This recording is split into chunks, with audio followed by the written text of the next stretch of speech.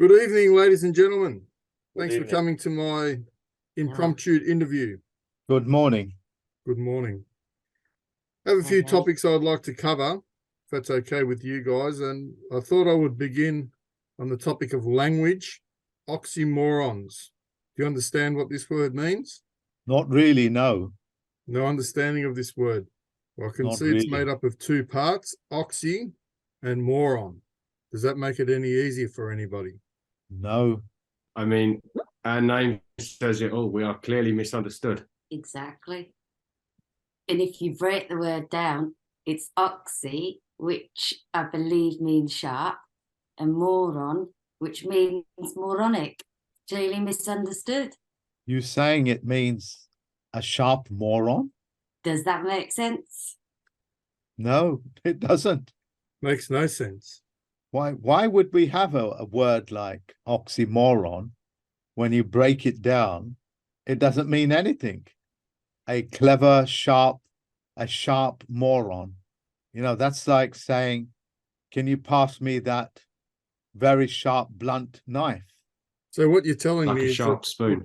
it's a contradiction. I wish it was a contradiction, but this doesn't even make sense. Contradictions can make sense. Corrections can make sense. But how do you get away with an oxymoron saying, pass me that blunt, sharp knife? It doesn't You make see any that? sense. Yeah, you see that other character there that resembles a Ku Klux Klan. I mean, that's like saying, pass the salt to that stupid genius. How are people getting away with it? I don't know who is getting away with it. You're insinuating that this is a tool that someone uses. Whoever created these words, I think are having a very good time with it. You know, Who would create these? I think, is that a question for me? I think the question was, who would create a word to intentionally cause confusion? People that want to have you confused. And who would that be? Who would want to confuse people? Well, if there's money in it, you would want to confuse people. I know this man that deals with mortgages. He told me what a mortgage means. It means a debt pledge. I'm thinking to myself, if the ordinary high street man or a woman walking down those streets, if they wanted a home and it said debt pledges on the doorway, will they ever buy a debt pledge? If you ever named something for what it is, would you buy it? I mean, would you buy a death pledge? Not if I understood what a death pledge was. If it was bundled up in another word that I didn't understand, maybe I could be tricked into buying one. Like what you're like saying is there's, sorry. I was just about to say what you're saying is there's deception to confuse what the word you're deploying is, what you're saying or what you're buying. You think you're doing or buying one thing, but actually the intentions are completely different. Yeah. So in the terms of business, how would that make sense? Why would you want to create these things, these oxymorons, these death pledges? To create a business is to create revenue and things, and that obviously death pledge is pledging your death. Why would you want to kill something if you're trying to create a business? It doesn't make sense. Since I am the spirited man here, can I play the role of a banker? Go ahead. Play the role of a banker. Please do. Yes, please.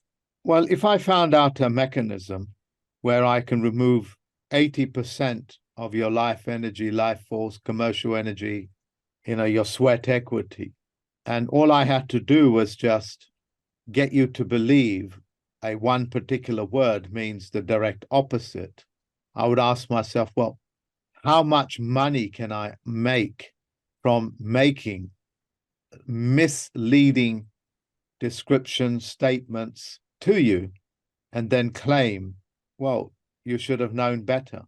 Like mortgage, it quite literally is something that will haunt people if you was to read the lines to your to your grave, and it's passed on from generation to generation. So how valuable is that to me in financial gain? It's quite a good investment, really, keeping people ignorant, because they will just simply always consume from you. You are always the end user. You come to me as the banker for loans, for mortgages, for houses, to educate your children on, and I own the entire system to keep you in a perpetual state of ignorance, where you are buying debt pledges from me, which you innocently thought was called a mortgage, and it somehow meant you owned your own home. Sounds like a good business deal to me. Clearly Sounds like a sounds good to me business like deal for the bank. Doesn't sound like a good business deal for the people. It sounds like an uncomfortable contract. Only one person or one side benefits. a pyramid scheme. Well, I, as a banker, would say to you, not on a level plane. well, these are just arguments, I would say to you. What I would say is it's winner takes all. That's what I'm after. You're talking about some sort of win-win situation. You know, why would I want to split my profits with anybody else by getting a win-win situation? I only make 50%. Why can't I just go for, like the good banker I am, 100% and just make myself the winner on that deal? Because So- it's done on Once not the loan's been paid off, the the mortgage has real been paid off. contract. Is that the end of the mortgage once the money's been returned? Are you asking me as a banker? Yes. No, once you pay it off, you become my tenant. So Is even that though what I've you paid do off by the loan, win-win? I own nothing at the end. Is that what you're telling me? Well, no, you'll have tenancy rights. You will have the rights of a tenant. You know, I'm not totally ruthless, am I? I do give you some rights. One of them is that you still continue paying, and that your children are tied to that mortgage. So when they're of an age, I expect them to take a mortgage as well. If not, I'll come after your home. And you can just take that if you want. Yeah, I'll just put some false claims in to the courts, and they'll pursue it for me. And eventually, you know, they'll terrorize you, the court, so much that you just want to walk away, give up, like the good little people that you folks are. I mean, it sounds like a great contract. Where do I sign? Well, you see, being the banker that I am, I'm not stupid enough for me to produce such documents. It might put me in prison. So I'll get my solicitor to do it, and then he can pass it on to your banker, and your banker can witness it, but we're not going to sign anything.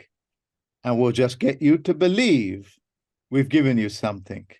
But in reality, what you have done is that you have forfeited your own land, your own heritage, your rights, for me to take it over as you pledging your bond with me to transfer some digital generated numbers into somebody else's account. So because you'll never see it, and then I'll send a piece of paper saying that you own the property, but it's the bank's property. But I will never see any of these documents, and certainly I will never write them. I don't want to go to prison. So you're telling me that in the beginning, though I've signed up to this contract, you actually do not lend me any money to buy anything. Well, how can I possibly lend you anything? I don't have anything. I'm a banker, for God's sakes. I do banking. It sounds like you're not alone in this enterprise of yours. It sounds like you have some connection to the courts and different forces to carry this off. Is that correct? Yeah, I own the courts. I pay the judges because they do banking for me. The courts are a bank, and they collect money, or on a rare occasions, we might even pay out money. But it is a bank. That's why you go to the court. That's why you go and see the bench, which is another word for a bank. And that's all that is. And he does all my public acting for me, and some of the private stuff as well. and you call him a judge. So what you're trying to tell me, it's an elaborate theatre show.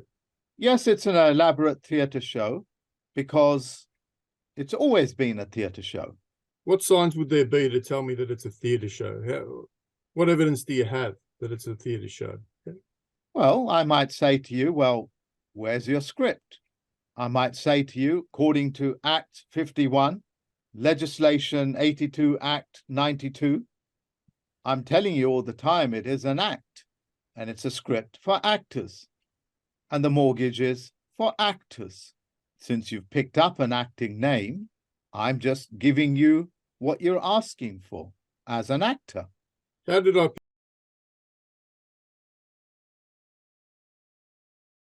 pick up an actor's name? Well, I wrote it in there for you. Well, I didn't. Somebody else did it, and that's an actor's name. Well, you can look it up on Wikipedia. Choose an actor, and then you will find that his acting name, his stage name, his pin name, his handle name, his AKA name is different from his birth name. I never touched your birth name. I just created a name that resembles yours. Resembles, that's not yours. And I put a charge on it.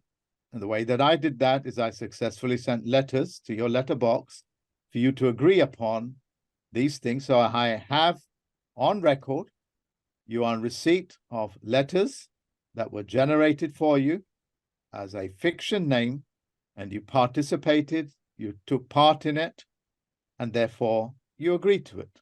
So how would I know the difference between my name and the name that you've created for me? I do apologize. Well, what's Clint Eastwood's name? That's his stage name. But everybody recognizes him as an actor, but don't know his birth name. It's always in your face. Who has the loan? Clint Eastwood does, not the birth name. Who follows the script? Who follows the acting rules? Clint Eastwood does, not the birth name. I know that most people are too ignorant to know the difference between what looks like and what is. If it looks like a hot dog, presumably they think it's a hot dog. And if you can make it taste like a hot dog, you can put anything in it and they'll eat it. In fact, you can feed an entire nation on it. If it looks like a loan and you think it can buy you a home, and you ignore the word mortgage, you ignore the fact that it doesn't look right, that it's not even using your birth name, it's using a resemblance. You didn't read the documents that said I can take custody of your children, that I dictate what you eat, and that you give me all full power of attorney, so I have the right to even cast a vote on your behalf. In fact, I can determine through that power of attorney, which is what I really want from you, is I want to become your beloved attorney, so I can administer all of your affairs and charge you for it as well. So what you're trying to tell me is I've got more to lose than just money. You've mentioned that children can be involved.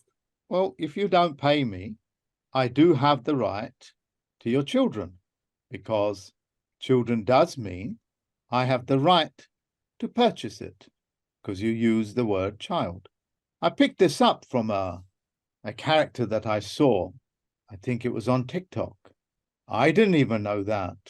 So what I've kind of rewritten some of the contracts, passed it on to the solicitors. And I have many prostitutes that work for me. I'm like the pimp of the century. I've like 50, 60 solicitors working for me all at once. That's quite a hen house, would you not agree? I would agree. But I just still don't understand how the children are tied up to a mortgage. Well, children means that they are open to purchase. If you call your children children, you are openly advertising to me as a banker that your babies are for sale, for purchase. But this is the language that we are taught to use. Why would we not use it? The schools and the education system teach us to use these words. Well, that's kind of self-evident because I wrote the curriculum. How else would I get you to buy a mortgage and sell your children and call them children? How else would I get you to behave like an oxymoron? So are you saying if you are in arrears with your mortgage and you have a child, they, when I say they, the banks work in cahoots with institutions like a coroner's court or different types of courts? Claims can be put in to separate the mother from the father, the father from the children, and they can be sold on the open market. That is what a mortgage is. It is a pledge. And you've given me power of attorney, which means I can control any of these things. I don't Can I see get why back it's my so power of difficult attorney? to understand that. Can I get back my power of attorney? I don't want you to have it. I don't wish to answer that question. Well, I'm taking it back then. You can try. I will. So if you wish to push your mortgage if someone doesn't pay the money, what tools do you have at your disposal aside from the courts? Well, I can use the solicitors to bombard you with letters after letters. I can send people around to check what the roof is doing on your house. I can check if your driveway is clear and is up to standard with the rest of the county. I can take out false claims on you using a variety of your fiction names that you gave me power over because you transfer your power of attorney over to me. So I've created an enormous mess by signing one document that got me nothing and gave away everything. Is that correct? Yeah, that's correct. That's what you call a deal of a century. That's what you call a win situation and not something stupid as a win-win situation. Who the hell wants to split their profits in two? It seems that no one in their right mind with the understanding of what they were getting involved in would ever participate in an agreement of this nature. Would you say that's a fair statement?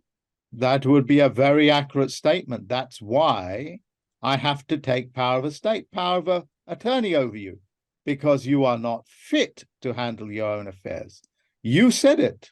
You are not in your right frame of mind. When you came to me from beginning to end, you was never in the right frame of mind. And that's why I can use the power of attorney to call you into the doctor's office, what they call a general practitioner, and give you a psychiatric evaluation, or even say, is this man fit to conduct his own affairs? So you're telling me And who now do you that you think? have influence over the medical fraternity as well, Yes, of course. as We're all well as the partners. courts, as well as the solicitors. Yeah. So it would appear to Is me there that anything I'm you- sitting at the bottom of a bottomless pit with no way of getting out. Ask any American about the bottomless pit. They know it very well. They're swimming in it. Ask the Canadians how effective banking is there in their country. I'm ready to purchase the whole of Canada from somebody that already purchased it. I have competitors, unfortunately. So there's others in other sharks in the water. Is that what you're telling me? Yeah, there are many other sharks, many other predators in the water. They're hungry. All vying for the same thing: our health, our children, and our money. I think it'll be a little bit more than that. It would be for, shall we say, your children, your children's children. I would expect it to last several generations. I would expect it to last 99 years or slightly above. I would not consider myself to be an outright fool, but it does appear to me that I've been conditioned my entire life, led towards the signing of these documents to purchase a property, a home, to call my own. Would that be a fair statement? You have been conditioned because your parents accepted my lead on this. Your parents consented to this. They sent you to a school that teaches my wishes, my will. So obviously I went to a government school, so that would suggest that the government is involved in your I standing. own the government. I pay the government. How can you possibly own a government? No one owns a government. Who does the government answer to? You or me? Me. And when is the last time you wrote to your government and the government said, okay, I will do that. When's the last time? But I do it all day long. I dictate their I've policies. never written to the government.